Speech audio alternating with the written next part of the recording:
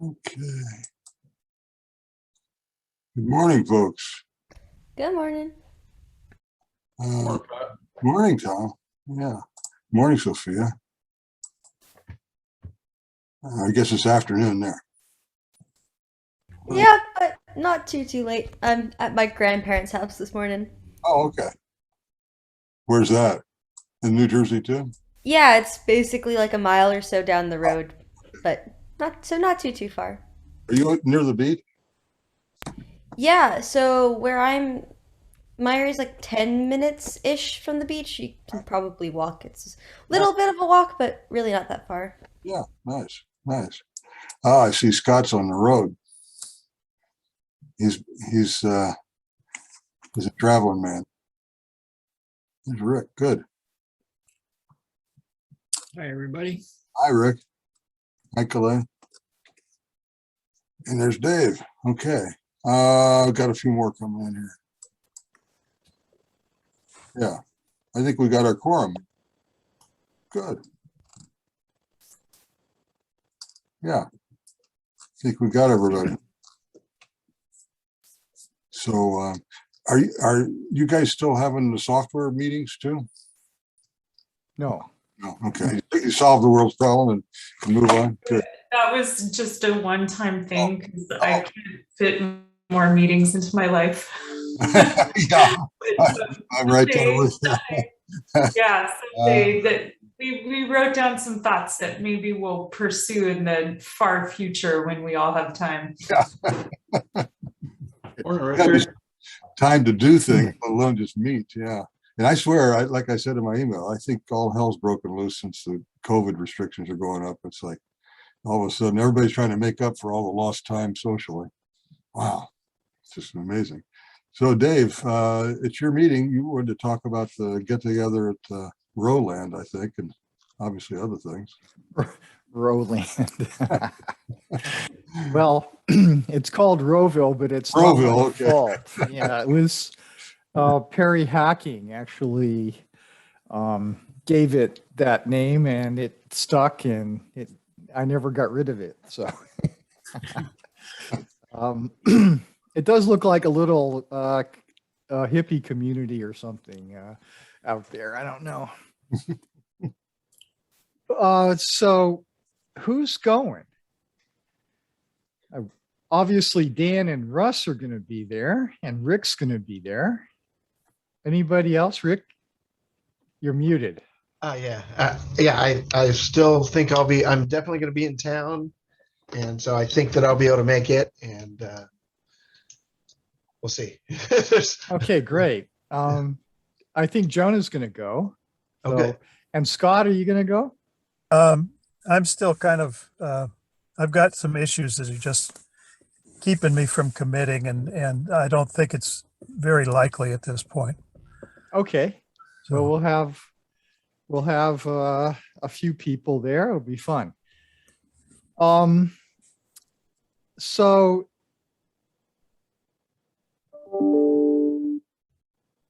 let me gather my thoughts. Obviously, I'm back in Los Angeles. The most important news I think that I have is that Matt Dietrich is going down to Chile in November, and he's going to upgrade the drive on the 24, or fix it actually. And he has a bunch of new filters and stuff to install on that. But even more importantly, he's bringing the speckle equipment for the 1 meter. So we should have an operational 1 meter speckle system sometime in the fairly near future. And so to go along with that, of course, we have the elongation stuff that we're doing. And maybe we can start discovering some new binaries. And so I am not really interested in doing the observations myself, not too much anyway. I'm kind of a early evening person, but I know lots of other people are interested in doing observations on that 1 meter. And I know Russ has an interesting program, and Russ and Rick have red dwarf stuff to do. So obviously we need to get it running. I probably need to get it running with speckle cap or whatever Dan calls his speckle capture software for the 600 camera. Oh, maybe it doesn't work. We have a QHY 600 camera, so we might have to use fire capture, because I think Dan software uses the ZWO camera. Yeah. Right, but doesn't it work with the 1600? His earlier versions did. The 1600 is a ZWO camera. Yeah. What we've got is a QHY. Oh, okay, you've got 600. QHI. Got Yeah, it. going on that. On the 1 meter, Dave? It's the 1 meter, and it's got a 2x Barlow and a bunch of filters and the QHY 600 camera. So we'll probably have to use fire capture to take the videos, but that's okay. I've done that many times in the past. It's a little bit of a awkward user interface, but it can work. Or I'll ask Dan if he could include the QHY 600 in his software. well, yeah, that's probably easier said than done, because there's a whole software development kit that comes with these cameras, and you've got to learn how to negotiate that SDK. And maybe he's interested, maybe he's not. I don't know. We'll have to see what he says. If anybody else is interested in looking at that, then that would be appreciated too. So anyway, that's the major news. Hopefully we'll have a speckle system. Rick, what else do we have on our port of the 1 meter? Well, I mean, before Matt goes out there right now, there's just that one camera. But so we'll have the speckle camera. I only know of the two. The main camera we have now, which is the QHY. I was looking at a picture of the 24. I was just showing it to somebody today, and I looked at the camera setup, and I worry that the adapters we have on there right now vignette on that chip.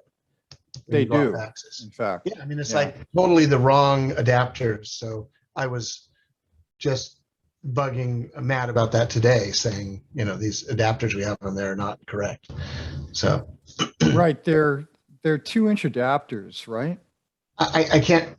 Yeah, I'm surprised we used a 2-inch adapter. Yeah, it should be at least a 3-inch adapter to get the full field. Yeah, so we do have a lot of vignetting in the corners of that camera, but for my work, I can live with it. Sure. Well, we'll fix to that. illuminate it. Yeah. We'll fix that when we go out there too. Okay, so we got some upgrades to do in Chile. Matt's got a lot of work, and interesting. There's a lot of plane wave cameras going down there. He gave me a list of stuff that was quite long, interesting. Bunch of cameras are going to the southern hemisphere with him. A bunch of telescopes, sorry. Are they being installed at the same location? Rick, do you know? Yeah. Well, yeah, we've got more telescopes going down there, and things that we're working on that are down there, as you know. But yeah, there's several installs all bundled into one trip. Which peak you guys on down there? It's Ops Tech. I'm not sure what the peak is. Do you know, Dave?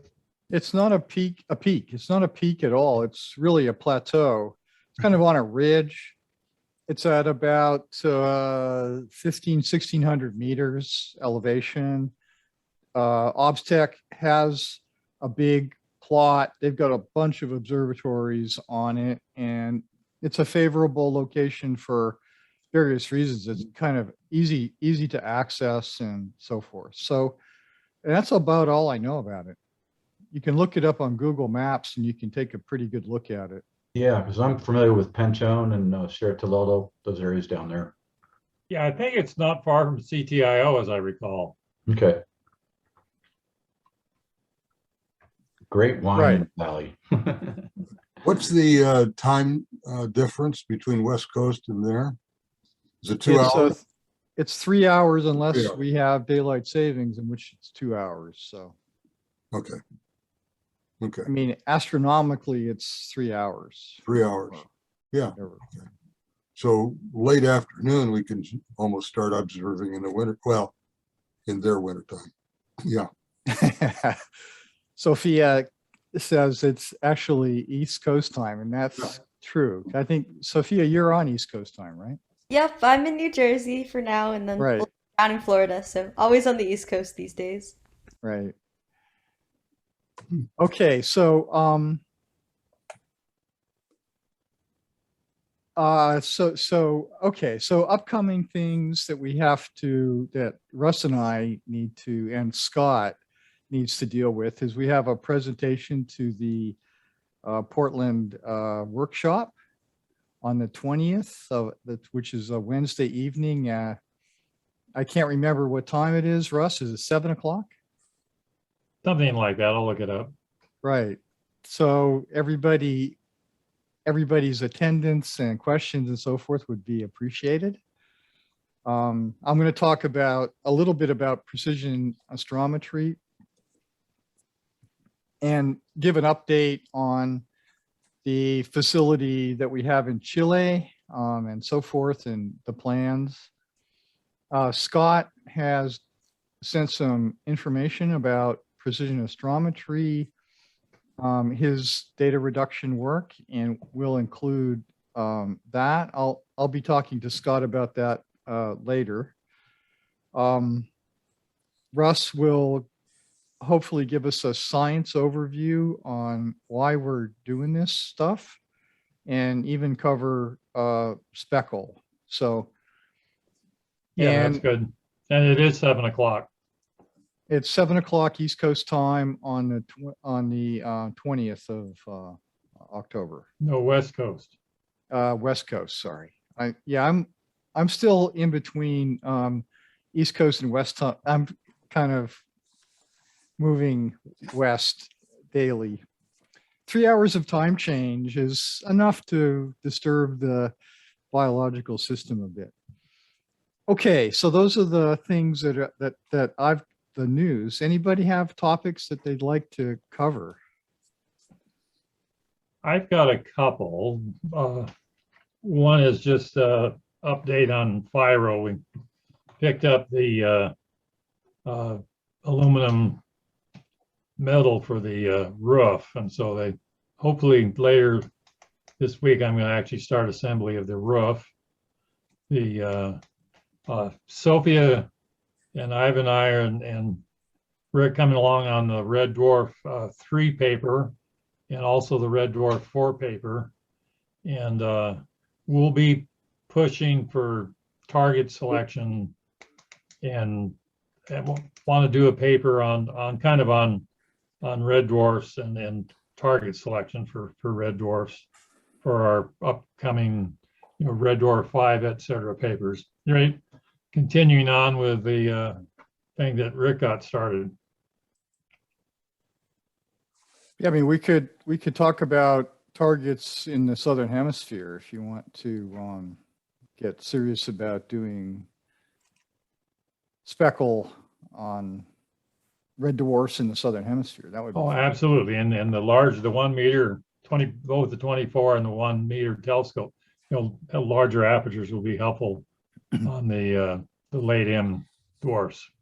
Right. So I don't really have speckle equipment on the 24, but it's really nice for doing especially with the improved mount tracking performance that we expect. We should be able to do even better in the area of elongation analysis and looking for outliers there. So there's a lot of interesting stuff to do.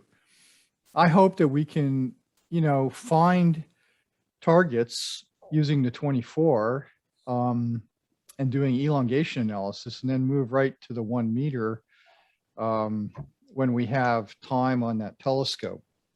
Plane wave has a certain fraction of the time, which we haven't negotiated yet how to split that time with the other folks, but we'll have, probably a night a week that we can talk about and get some. Speckle doesn't take that long unless you're doing kind of trying to do a huge number of targets. So we'll see.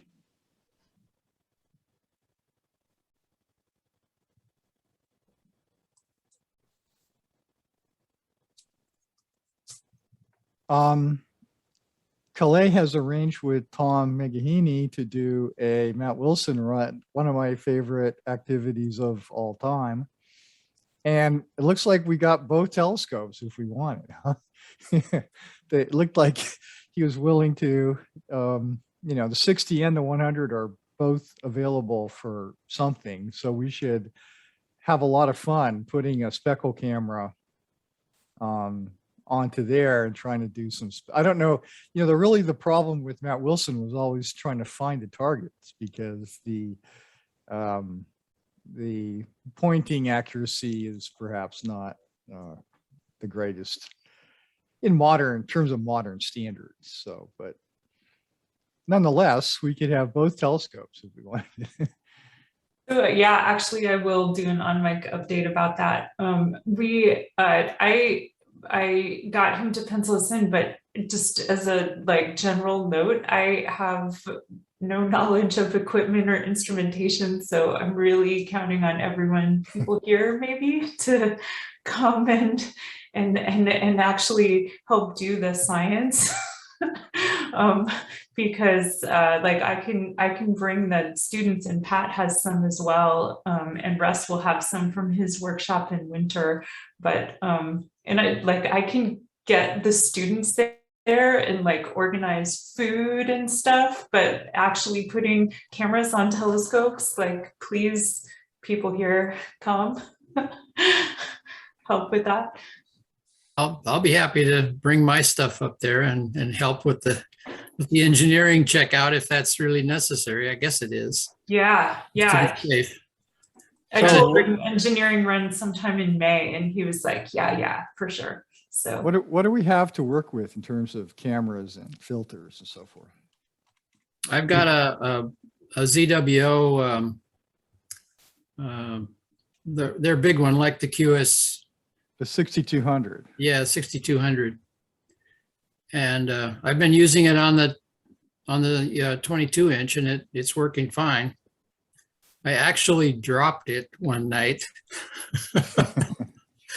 but it still seems to be functioning so far. Well, I drop my iPhone all the time, and it seems to be functioning.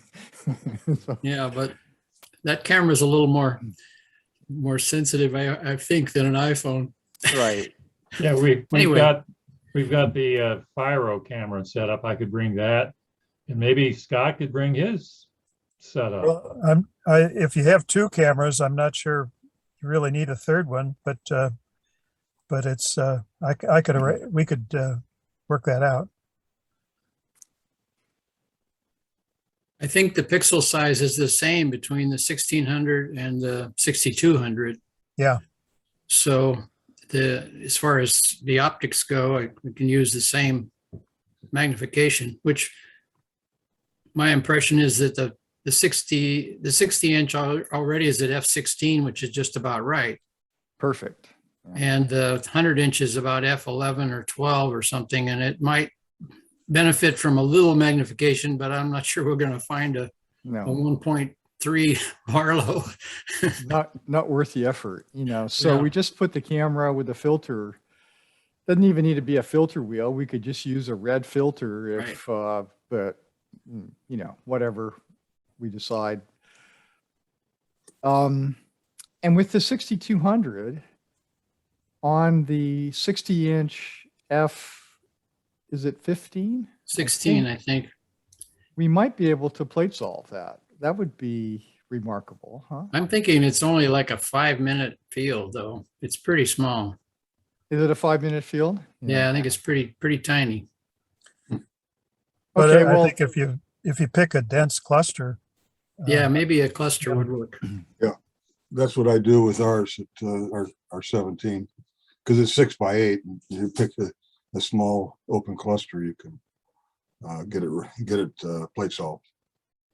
all right. Well, we should certainly start to think about that seriously for a May or even earlier engineering run, because, you know, all of the stuff that can actually happen. Last time we couldn't focus the camera, if you recall, because they couldn't move the mirror. They had a secondary motor. They had a motor on the secondary mirror for focusing, and it got stuck. Somebody drove it into the stop, and Yeah. it got mechanically stuck back there up against the stop. So, but the clever folks, wasn't me, but the clever folks, Rick and I'm not sure who else participated, but figured out there was a way to actually get the camera to focus. It was pretty remarkable. It required a Barlow being inserted into the tube and so forth. So that was fun. Anything else? Anybody have anything else? I would like to consider a visit up to Lowell Observatory. Dave, you know, you and I went, and I'd like to go up there again, possibly late fall, but maybe not until spring when we get back from Hawaii. That'll be fun. Yeah. I'd like to talk to Gerard about, you know, what can we do with a 1 meter and speckle in Chile with you know, bispectrum or other. Bispectrum is actually a pretty good way of processing the data, but everybody keeps mentioning you know multi-image cross correlation techniques. What's it actually called in the field? The acronym, Russ? That's close to it. I did. Yeah. Yeah, and the folks in the IFA in Hawaii big on that. And that was quite interesting too. The software AO that Gerard talked about today. Yeah, I'd love to see a paper on actually how well it works. And I'm really fascinated in how on earth you make the software, how you use that information when you're you know, unscrambling the image from atmospheric distortion. I don't have any idea what you actually do. It's probably all done in the Fourier domain, I imagine, but be interesting to find out. Do you know if there's any papers published, Russ? Well, he mentioned there was one paper from last year and they were about to have 2 or 3 more papers published. I'll ask him for their published paper. Yeah, I'd like to read that. I was wondering how that technique correlated with, or is it related in any way to the bispectrum analysis post-processing? I guess not, because they make a big deal of timing exactly the same. You know, the speckle images and the wavefront sensor images are exactly in sync. So they're looking at the same distortions. Well, yeah, mathematically, if you know the wavefront distortion for a particular image, then you can use that as your deconvolution kernel for the image that was taken simultaneously if it were in the same waveband. The problem is that it's actually at a different wavelength. So you're going to have some, you know, residual stuff that isn't, it's not exactly the right wavefront to deconvolve with, but you can imagine deconvolving every image with the wavefront that you record from the wavefront sensor, and then using that and then combining all of those. So that's all done in the Fourier domain, basically, right? Yeah. Rick, did you notice on Gerard's talk, they did some spectral typing from multi-band speckle?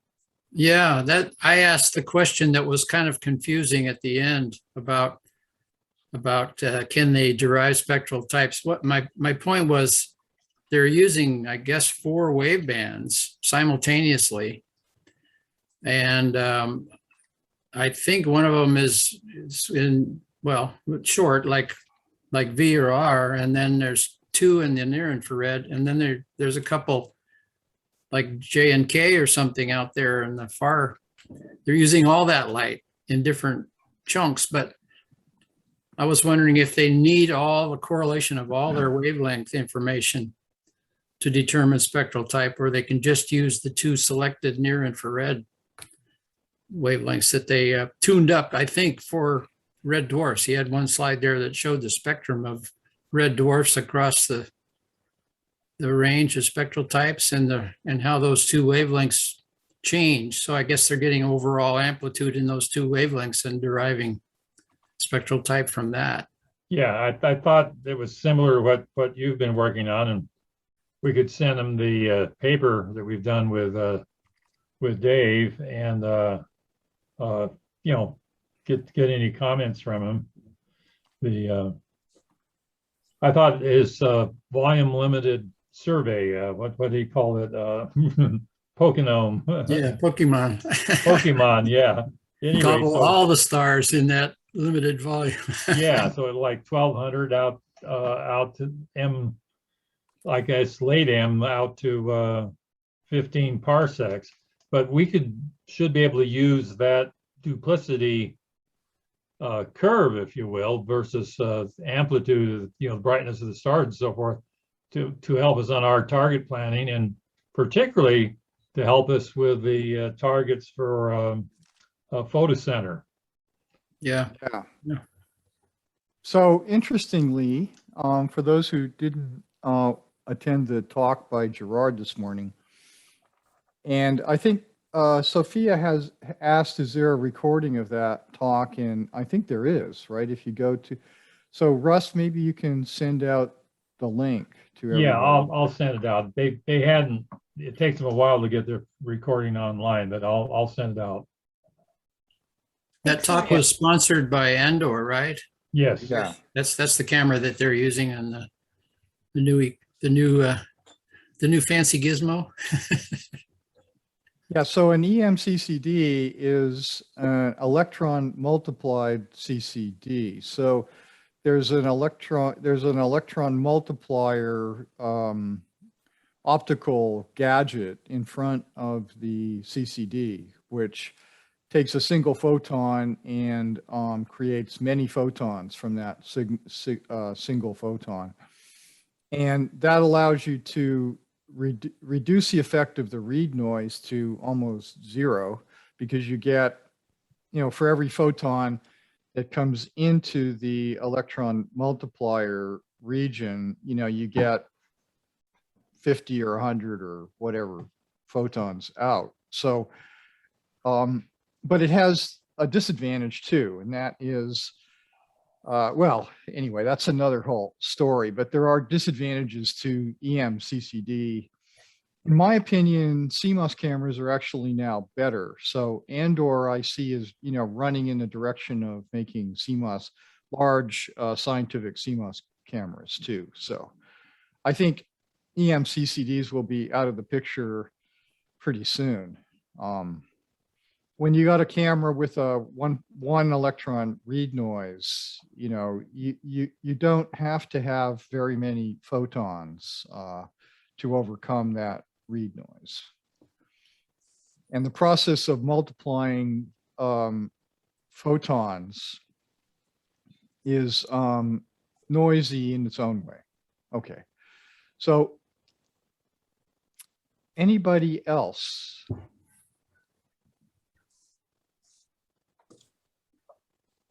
As you can Dave, you tell, I want- haven't. Yeah. Go ahead. Sorry, Richard. I'm working. I don't have a 1 meter telescope in the southern hemisphere. What I have is an EV scope in the backyard, and what I'm trying to do is PlateSolve offers the ability to do photometry and astrometry on every object in the image. So I'm trying to look at and the other thing which is rather worth noting, unless you're very careful, you're looking at coma from the f4 objective, and the sensor chip is 6 millimeters diagonal, and you're usually slightly out of collimation. And PlateSolve seems to be doing a remarkable job of finding everything in the fields, and second, doing it despite the fact that there's the images are actually quite crappy. So as an experiment, I did a series of images of Barnard's star 2 weeks ago, and then just recently, and you can see the star has moved by 1 arc second.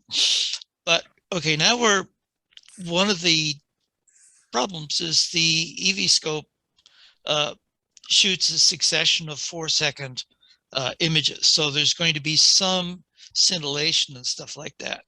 I would like to get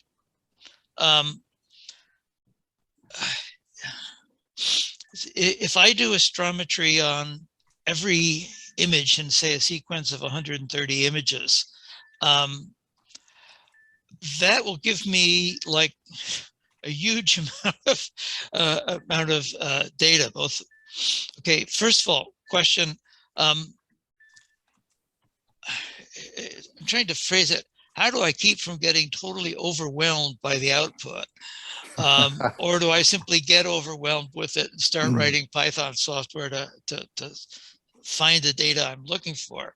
Right. And second, to do photometry, do I first have to do astrometry, then go back and do the photometry on the output files? That's what it looks like.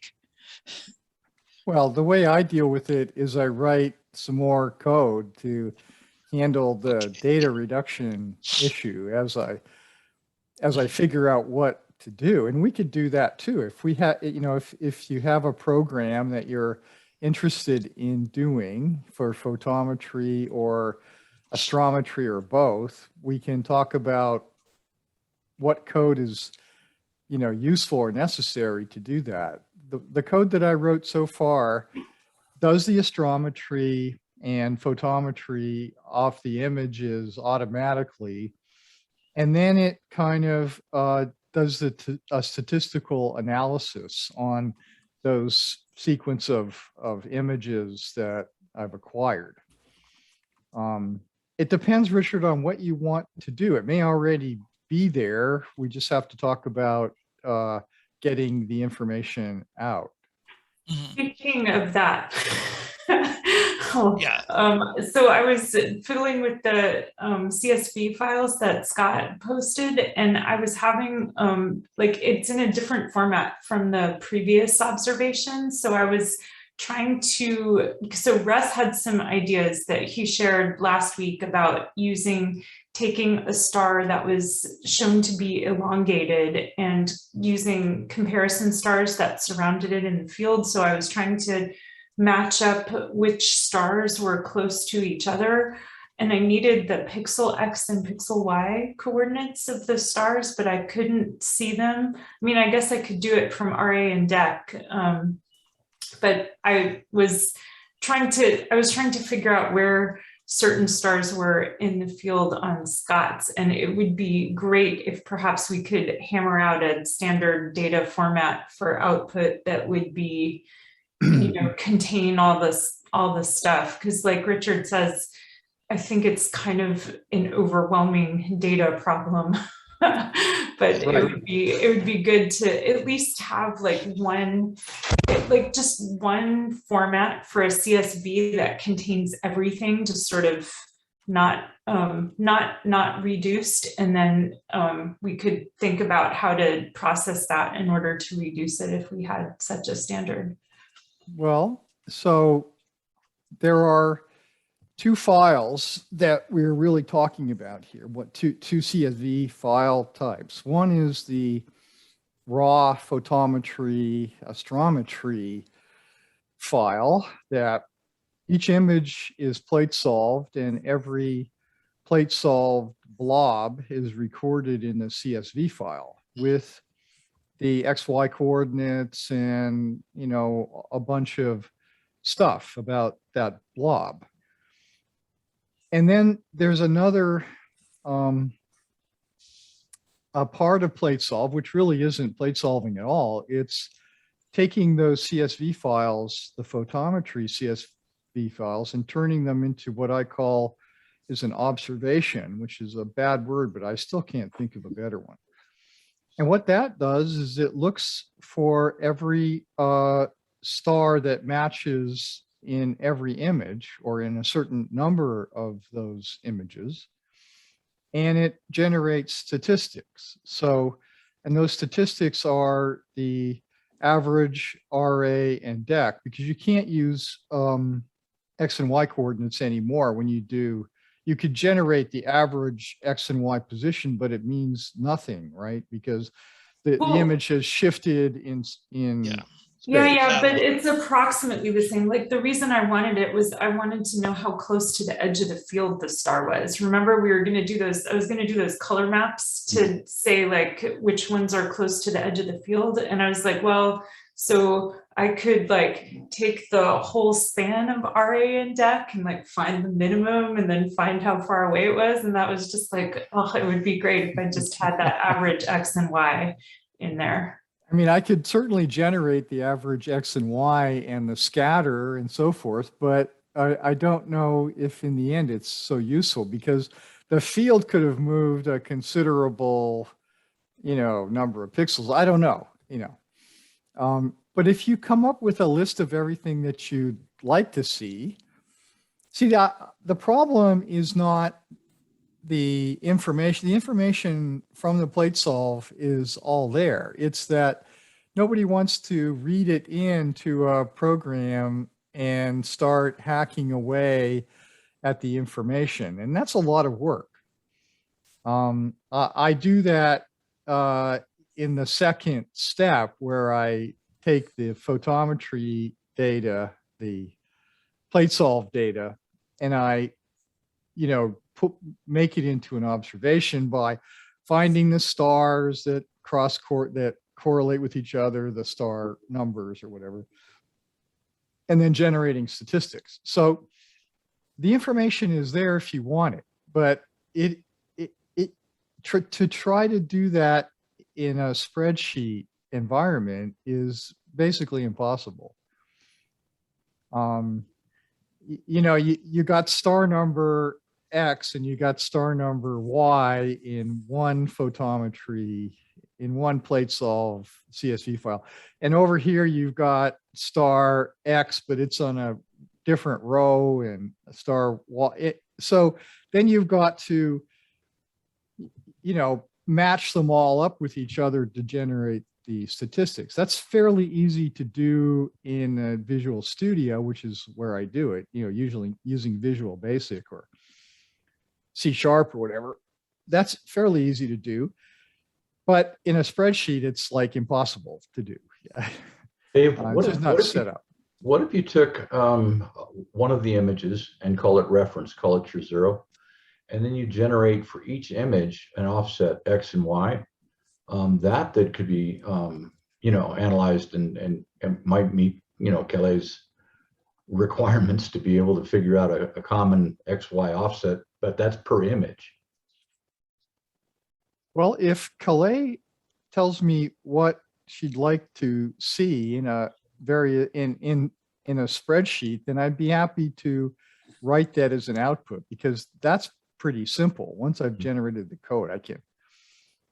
And we could use a reference, or we could take the average image as the reference, or, you know, I don't know what to do exactly, but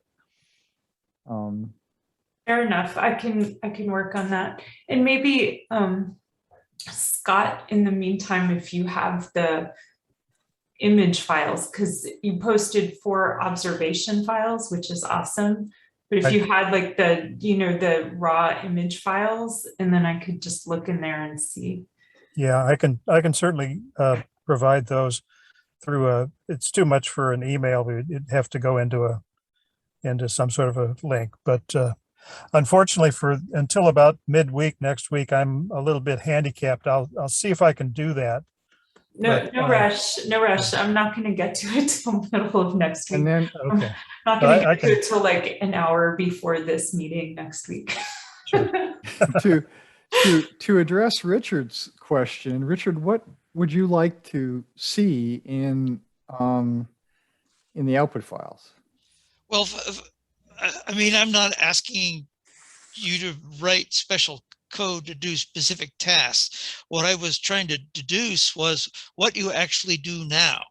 Okay, and I did figure out, my description was, first you run the astrometry and then you create what you call an observation, which is a second analysis of the data files. Right. Okay, so you know, there's you don't have to look at, you know, 200 images. And well, okay, if you have CSV output, it's quite easy to use pandas to bring that data in. Nor is it necessary to look at every star.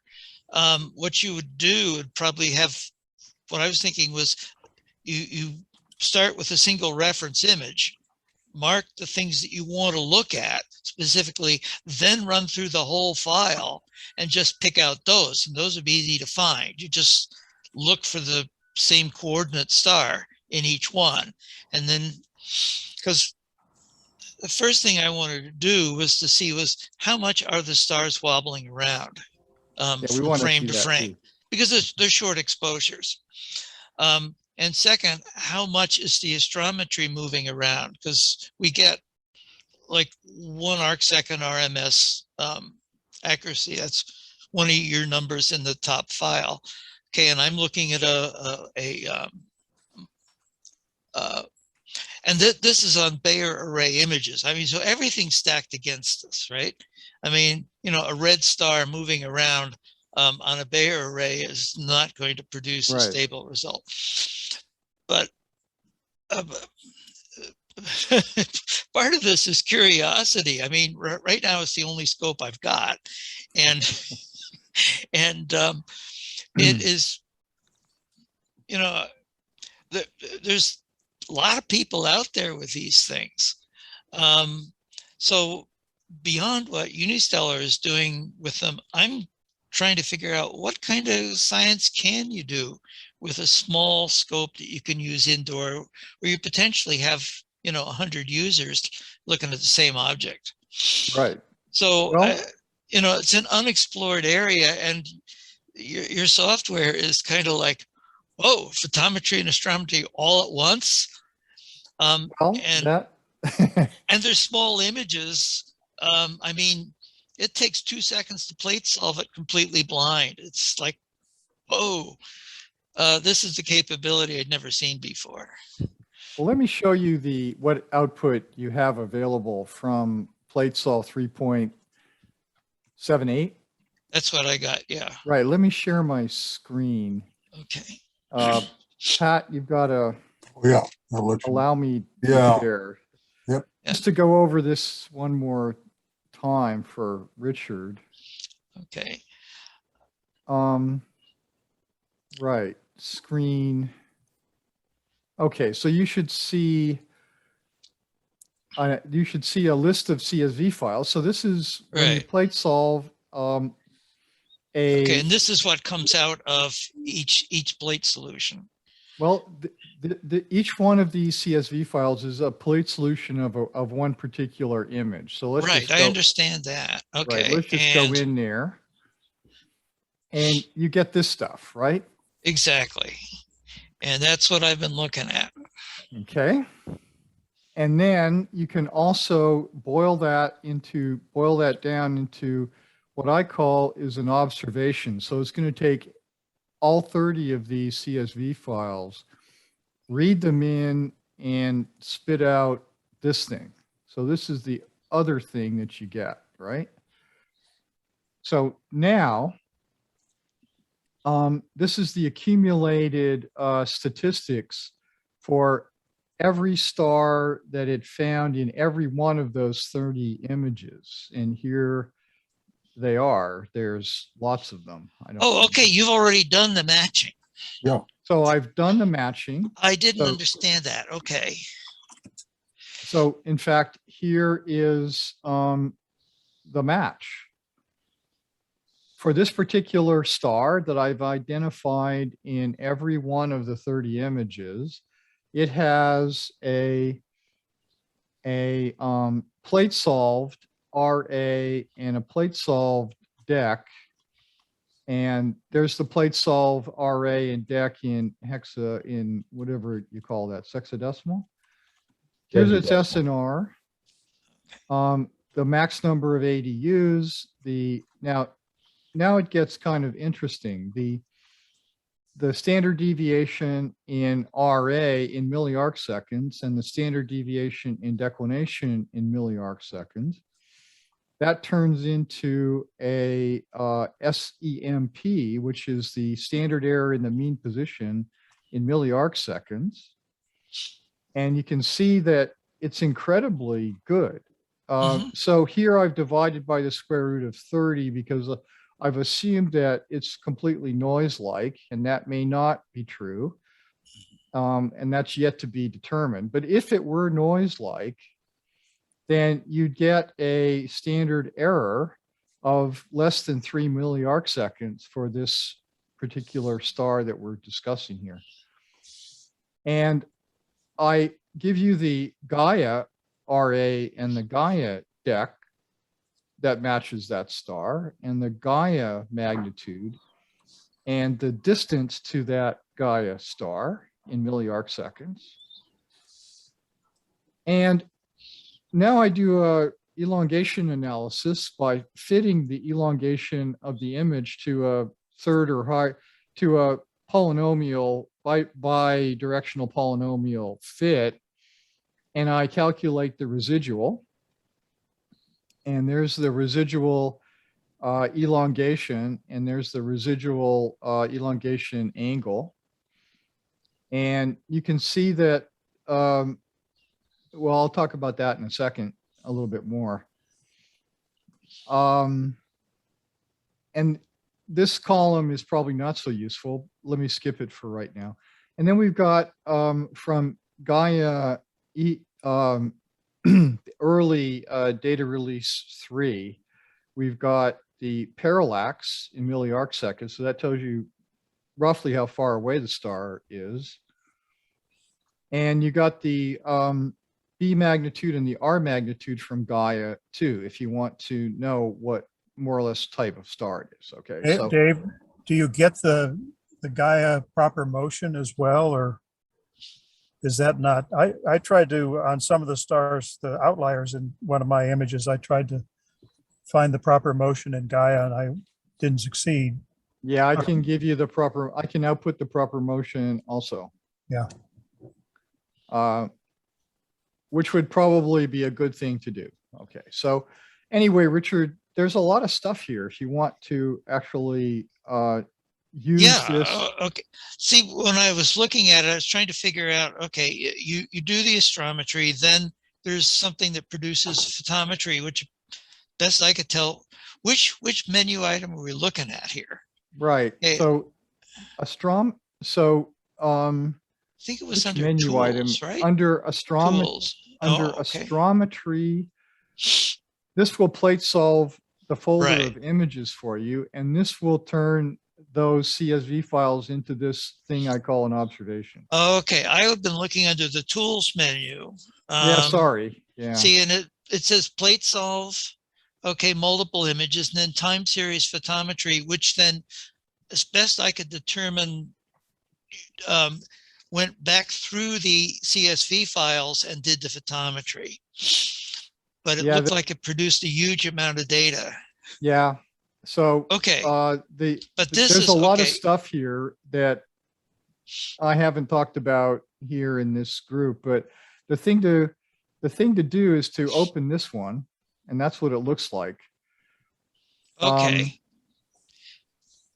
Yeah, this software needs a lot of improvement in terms of human, explanation, good explanation. Documentation. Documentation, Yeah. which I don't do well, no, Okay. at all. So anyway, to use this, you browse to the location where you have the CSV files that you want to. So here's a folder that has a bunch of plate solved CSV files. Okay, so we'll just use that. And only files in this folder. There are 6 that it found that actually are. There were 7 CSV files, but it found 6 that were from plate solve results. Instead of explaining this again, if you just hit analyze, it does the job. And in that folder, which I don't even know if I could find the directory location of, you'll find an observation file. So it's really simple to use. Okay, if you want to add the Gaia EDR3 data to it, you've got to actually go to the site. If I can remember actually where that isn't going to work. If I can remember how to do that, next time I'll do another tutorial about how to find that thing, how to download that thing from Gaia EDR3 site. But that's kind of it. And then you'll get this thing. And this thing is full of useful, interesting information. Like the SEMPs are remarkably good. This is a single night's observation, right? But this observation was 30 images over, each image was, 30 seconds? I don't remember even. Exposure time, yeah, 30 seconds. So this is, less than a half an hour's worth of observing, and we're getting astrometry location information that's, in the 1 to 10 milliarcsecond range. Yeah, and that's what you're looking at in the RA and DEC columns, right? And that's what you're looking at over here in RA. Right. Okay. These are the plate solved. This is the average. So we're inside of an observation now. So this is the averaged plate solve RA and DEC. Right. Just So a direct average. I could represent those as RA blah blah blah plus and minus the SEMP without distorting the science very much. Okay. That's right. You don't actually know that the noise is not structured in some way. Yeah, we don't know that the errors aren't correlated in some other manner, like with elevation. And there's a lot of other things that could go on here, like the correlations could be in elevation that the image was taken because of differential refraction and all of that stuff. But yeah, you could represent it scientifically and say this is the one standard deviation of the positional error, if it were noise-like. Okay, and it's at least quasi-noise-like. I mean, the stars wobble around pseudo-randomly on the Bayer array, and a red star is going on and off various red pixels. Okay, but I mean, just generally, this I see what you're doing here now. The other thing is, you must pick up occasional passing asteroids and stuff like that too, in this kind of thing, right? Oh, I must. I haven't. Yeah, because they're actually going to looked. show up as something with a large error. Well, they might not even be found image to image. You know, there's a lot of other stuff going on. You'd have to go back to the Yeah, actual well, plate solve file and Right. remove all of the known stars, and what's left are interesting candidates for other things. Right, but now we know to go look at this thing whose RA and DEC are like 30 instead of 9.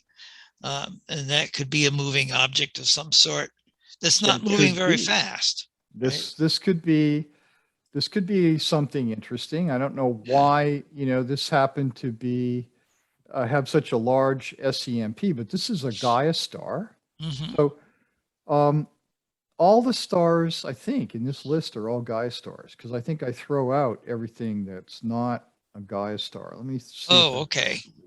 So in this list, I've thrown out everything that isn't in the Gaia catalog. Okay.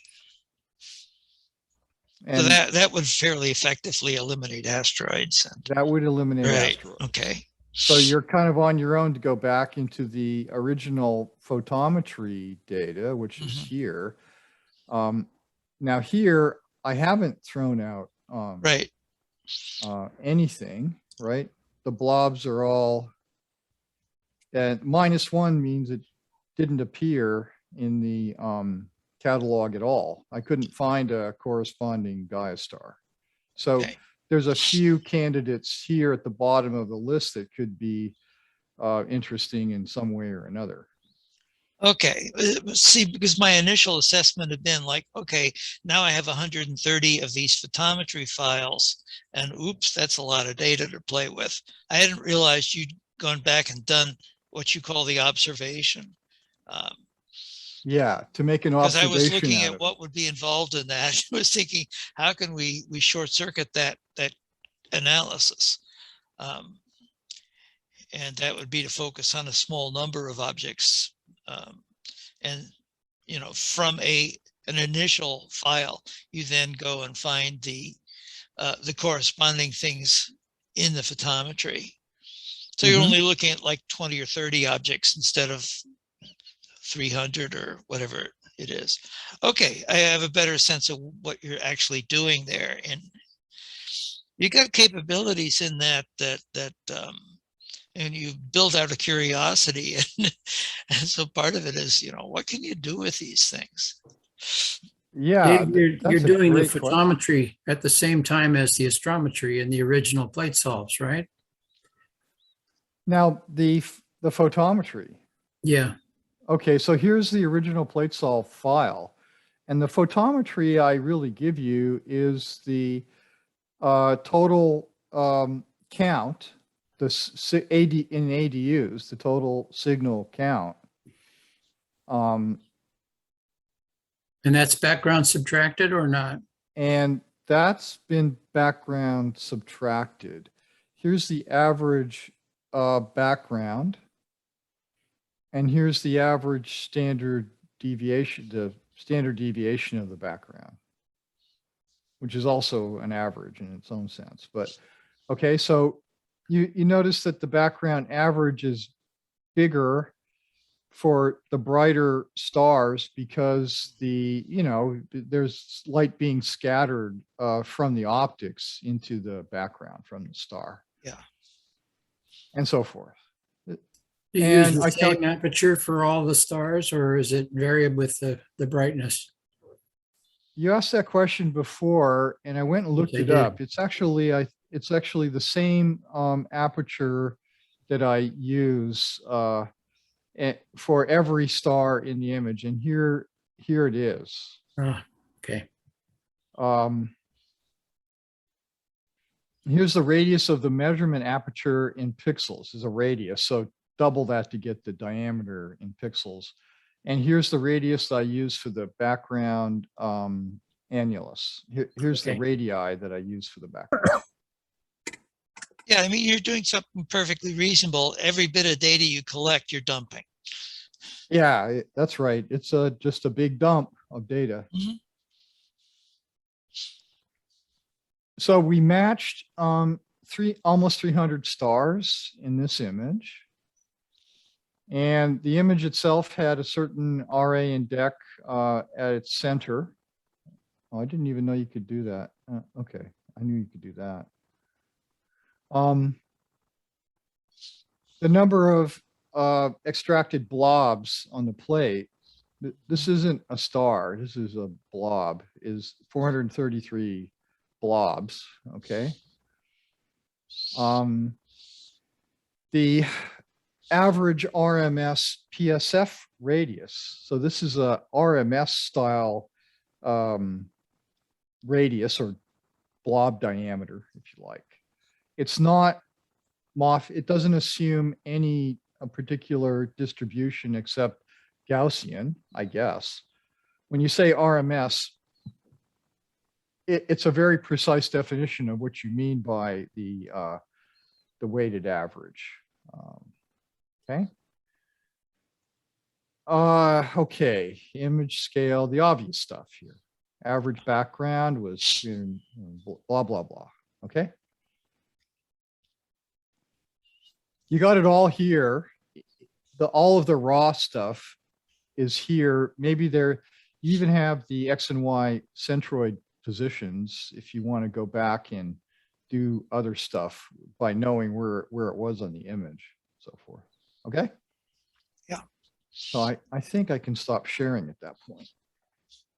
Okay, that's good. That really gives me a much better sense of what the different outputs are, because it's such an overwhelming amount of stuff. It's hard to figure out, what did he do here? What is he put out? I know. Yeah. There's no documentation to tell you anything about what I actually did or why. Well, if I figure anything out, I will make notes and make quasi documentation and maybe ask you questions. What do you really mean by this when you do that? And then, software documentation is the dullest, hardest part of the whole job. Yeah. Because, you can never say enough. And there will always be somebody who misinterprets it and screws up your result. So. Yeah. Well, when we wrote AIP for Win, we did the photometry things. There is a data dump function which does exactly what you're doing. It dumps everything we learned about the image from doing the photometry, but we didn't have astrometry in that. We had pseudo astrometry. We had a plate solve, and you could get a position out for the first image, but not for the later ones. Right. That was a time-saving thing for us. So if you have other things that you'd like from this data, from these data, then let me know. And we can talk about adding stuff to that list. I think it's sort of exhaustive, but maybe not. I mean, you've done everything that, at least at a quick glance, you've done everything that makes sense to squeeze everything you can out of that much data. Mm-hmm. And I hadn't realized that was there. Okay, I thought that's a job I will have to do, and was going like, that doesn't looks like work, but. Well, I'd love to see what you get from your EV scope regarding the observation, especially like the SEMP. How does it behave? What's your pixel scale? 1.77 arc seconds per pixel on a Bayer array. Oh, so it's twice as bad as that, I guess, right? Yeah. So it's going to be pretty awful. Now, as another point, Richard, before we go away from the subject.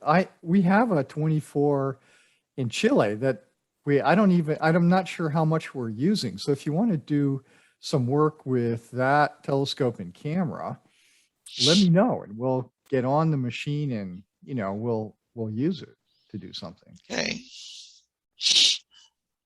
One other idea for, excuse me, if you want to do time series photometry and you just take blast an hour's worth of images, then you could just divvy them up into shorter folders and solve each one as an observation and get, a nice little averaged kind of photometry over, it's sort of like binning.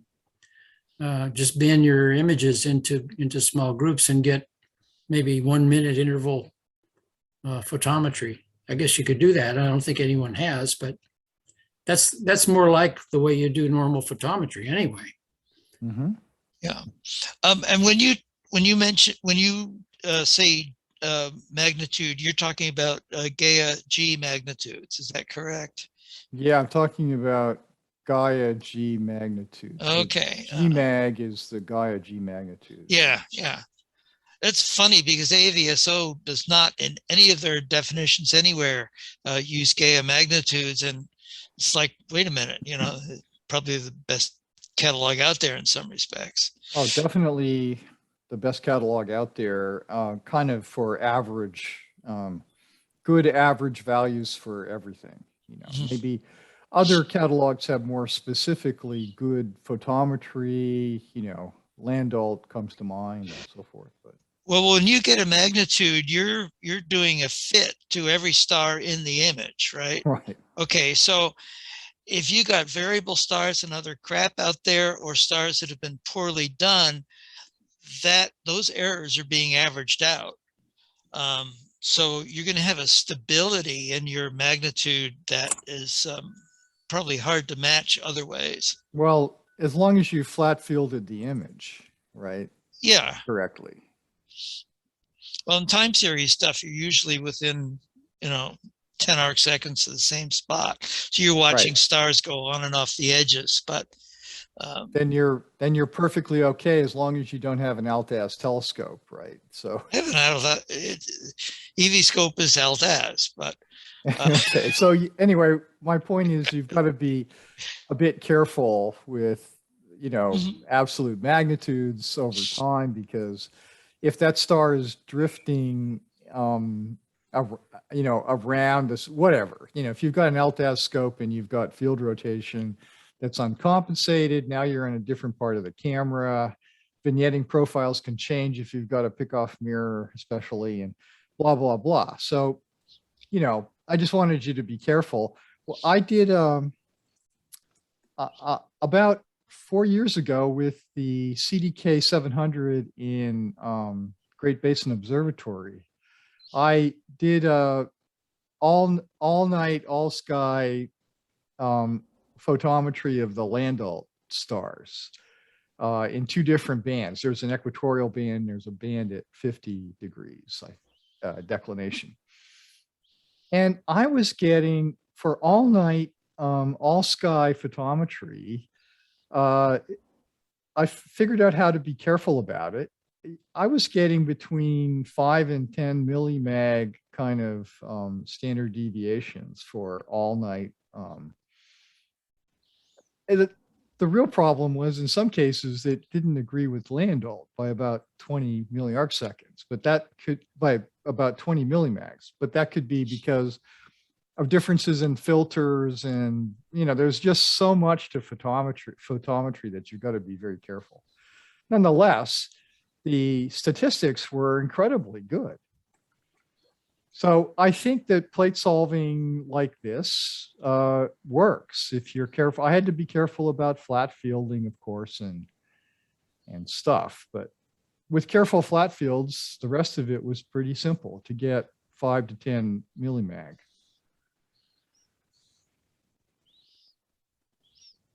And you've got enough stuff in the photometry file. I mean, you could put a define a region around your stars of interest. And so rotation and things like that will drop out to the first degree. So, I mean, you know, the key is the data's there and it's easy to access. And it's a question of how you want to analyze it. But I mean, first thing is, where's that magnitude? Where's the magnitude coming from? If it's coming from Gaia, at least you know what the source is. Right. Yeah. Okay. So, Okay, thank you. right. You could do your own fit. So Yeah. there's enough information in this that if you wanted to do your own fit, you've got the Gaia GMAG. You've got Gaia B-R if you want color index, and you can go back and look at the total signal and, you know, do your own fit. Be it whatever fit you feel comfortable with. Most people do a first order fit, but, you know, because of saturation and other effects in the camera, maybe you want to add a second order term or whatever. You know, there are lots of different opinions about how to do photometry with these CCD and CMOS camera. Okay. Well, that's what I had for today. Anybody else? Hey, Dave, did you want to take the stuff I gave you offline and have a separate Zoom or something? Yeah, let's have a separate discussion about it, Scott. And because I want to include those charts in the Portland workshop presentation. And pick a time. I'm sort of available. As I say, you see my videos from the front seat of my car, and we're on our way to Camarillo to see some of my kids. But I should have internet time, so just, you know, let me know when, and we'll get together. Well, are you available tomorrow? Yeah, as far as I know. Let's do it tomorrow, 10 o'clock in the morning. Okay. All right. Friday, right? Yeah. Do you have a Zoom channel? Yeah, I do. I have just a free Zoom channel, but we could use, maybe Pat would let us use his, or there's no time. With mine, there's a time limit. But what do you think, Pat? Want to use yours or mine? You home, Pat? Pat's asleep. Okay, well, let's I'll set figure up out the Zoom and send you an We'll set up invite. something for tomorrow, okay? 10 o'clock. Right. Okay. Anybody else? One other interesting side note to Gerard's talk there was that they had developed their new speckle system and done it and used your plane wave telescopes there on Anderson Mesa as the test bed. Yeah, that was lovely. That was nice. And, you know, before putting it on the Discovery Channel telescope. Yeah, I got a real tickle about that. That was good. You said something like this is like the minimum size telescope that you could actually do real speckle with. Right. It was a real telescope in his opinion, which I liked very much, you know, not a toy.